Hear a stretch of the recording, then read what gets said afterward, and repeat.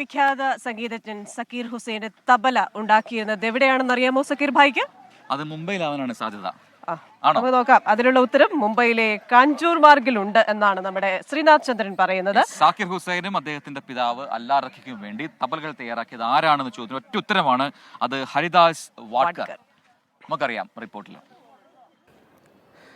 സംഗീത വഴിയിൽ സാക്കിർ ഹുസൈൻ ലോകം കീഴടക്കുമ്പോൾ അദ്ദേഹത്തിൻ്റെ തബലകൾ ജന്മമെടുത്ത ഇടത്തേക്കാണ് നമ്മൾ എത്തിയിട്ടുള്ളത്. കാഞ്ചൂർ മാർഗിലെ ഹരിദാസ് വാഡ്കറിൻ്റെ നിർമ്മാണശാല.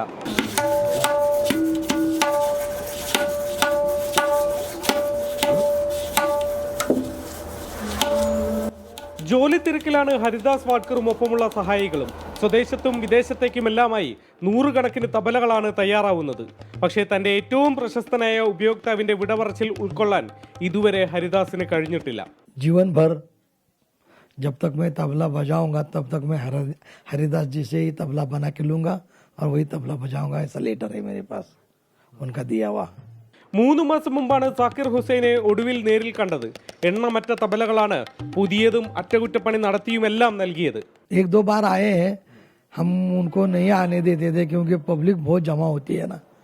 हाँ, वो डिस्टर्ब होता है, इसलिए एक दो बार खाली ऐसा चरण स्पर्श हमने उनसे करवाया है दुकान में, क्योंकि ये रोजी रोटी है और वो भगवान है मेरे.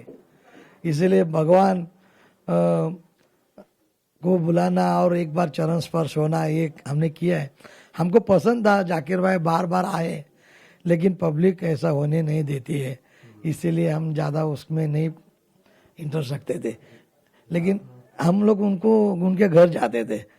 ആദ്യം അല്ലാ റഖയ്ക്ക് വേണ്ടിയാണ് തബല നിർമ്മിച്ച് നൽകിയിരുന്നത്.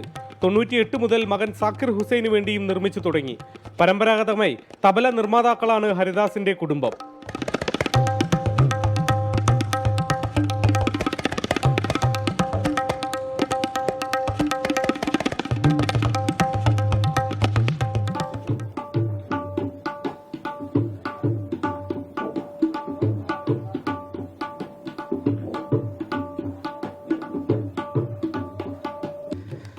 സാക്കിർ ഹുസൈനെ ദൈവതുല്യനായി കാണുന്ന ഒരു മനുഷ്യനാണ് ഈ ഹരിദാസ്.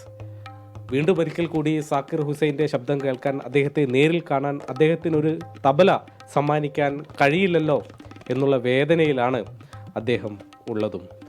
മുംബൈയിൽ നിന്നും വരുൺ വടശ്ശേരിക്കരയ്ക്കൊപ്പം ശ്രീനാഥ് ചന്ദ്രൻ, 24.